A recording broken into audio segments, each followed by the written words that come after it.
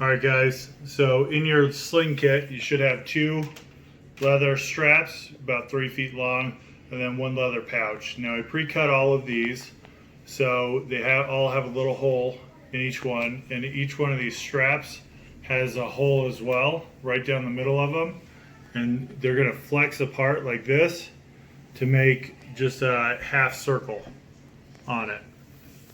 Now the easiest thing to do is if these are cut a little weird and they're super tight, you can use a screwdriver to help push the leather through. If your strap doesn't have a hole on both ends, that one, don't worry about it. You should have at least three of your 4 ends with that hole to make this work. I cut 4 because there are so many of them. Now on the sling, what we're going to do is we're going to grab our pouch and we're going to slip this first one right through the side right here, and all we're going to do is grab one end and stick it through the other one to make kind of a half hitch that's just going to loop around and tighten in on our pouch. Now just keep working it down and getting it in, and it's going to just end up being just like that, and it's going to just keep tying down. Now with these little holes, they're going to work just fine and support this. And then you're just going to do the same thing with the other one. It just slips down and in. And then on this, we're going to do the exact same thing. Make sure it's not twisted. And what's going to happen is we're going to come in and do the exact same thing on here.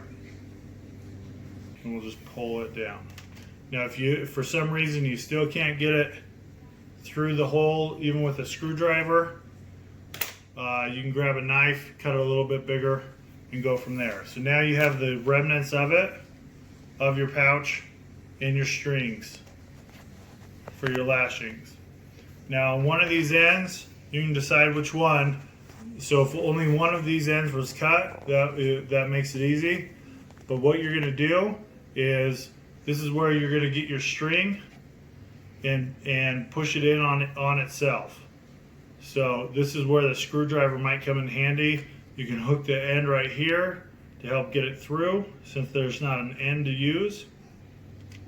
And what it's going to do is it's going to twist in on itself and make kind of a slip knot.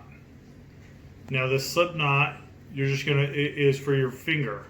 So once you get it on there, you can tighten it down, whichever one you want. I like the ring finger, some people, or the middle finger, some people like the ring, some people like the pointer.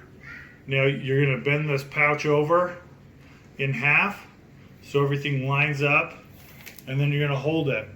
Now where they meet, as you can see, I got extra string on this one.